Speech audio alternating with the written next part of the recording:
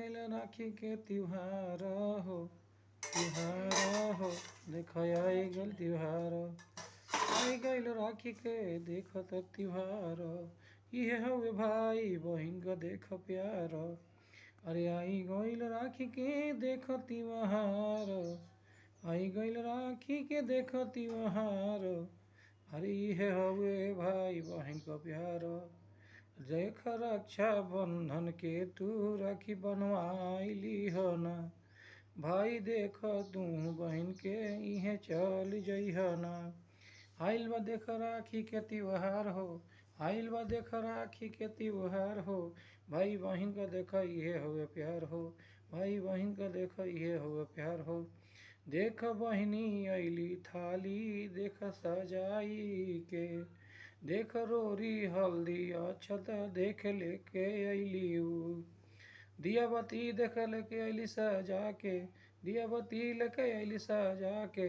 रक्षा पर देख राखी लेके अइली देख साथ में, देख राखी उ हो लेके देख आइल बाड़ी हो। अरे देख भाई बहन का इहे देख प्यार हवे हो। अरे राखी के दिन तू राखी बंधवाइल, राखी के दिन तू राखी बंधवाइल, भाई बहन का देख प्रेम बनाइल। देख राखी के त्योहार बाटे आइल देख ना, जाके बहनी की है राखी तू बनवाइली है ना। अब बार बार नहीं देख आई राखी त्योहार हो, साल भर पर एक बार आई राखी त्योहार हो, साल भर पर एक बार आई राखी त्योहार हो। एक बार राखी त्योहार आई बड़ी भाग से, देख तू भाई बहन तो राखी बनवाइली है ना। भाई के बहन देख राखी बांध दी है, भाई के बहन देख राखी बांध दी है। ये देख नसीब से देख जाई, बड़ी नसीब से लोग राखी बांधवावतारे हो। इहे साल भर में एक दिन भाई बहन का प्यार आवे हो। आहे साल भर में देखा एक बार आवे पर देखा प्रेम हो। भाई बहन का तू राखी बनवाइल, राखी तू देख रक्षा बंधन के बनवई है ना। देख भाई बहन के त प्यार बढ़ैया तू ना।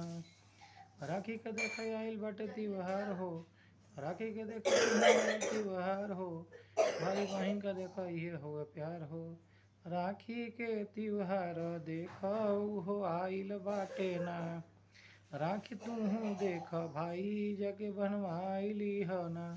अरे राखी के दिन नाई भाई के तू, अरे राखी के दिन तू बहन के ना भूलई है, राखी जाके तू घर से बनवा के आई है। बड़ा नसीब वाला के त राखी बनावे के मिलेला, बड़ा नसीब वाला के त राखी बनावे के मिलेला। बड़ा नसीब वाला के मिले राखी बनवाए के, बड़ा नसीब वाला के मिले राखी बनवावे के। तू देख जाके राखी बनवाइल, तू देख जाके राखी बनवाइल, तू देख जाके राखी बनवाइल, तू देख जाके राखी बनवाइल।